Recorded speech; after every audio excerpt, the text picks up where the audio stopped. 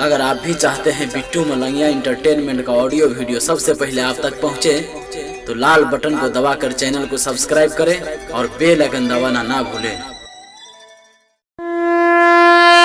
बोली बोली छठी मैया की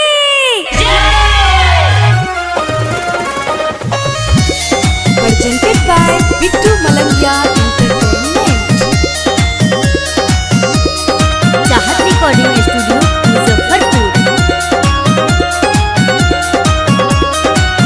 छठी मैया के महिमा के लीला हो, एही से तो पूजेला सारा दुनिया हो।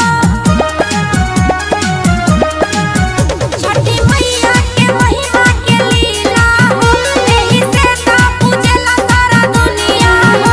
सुना मैया के दर्शन कब होई,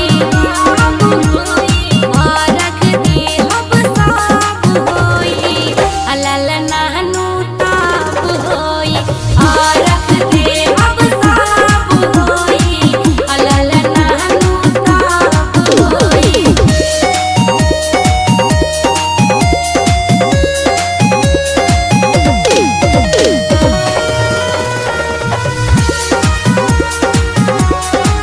Presented by Bittu Malangiya Entertainment।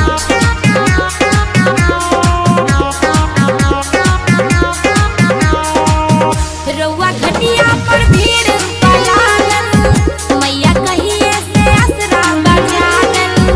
आके मैया हो गोदिया भरी, बबुआ बिना बसुना गल। छठी मैया पर धनवा लगाई बहो, दौरा घाटे ले जाके सजाई बहो।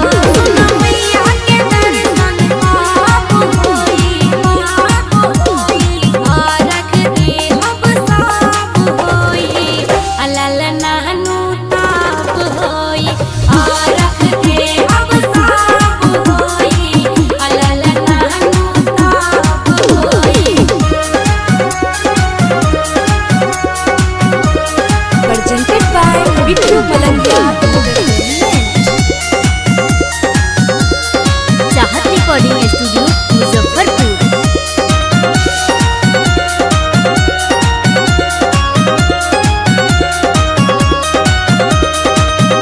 सब फलवा से दौरा सजाई, छठी मैया के अर्घ में आई।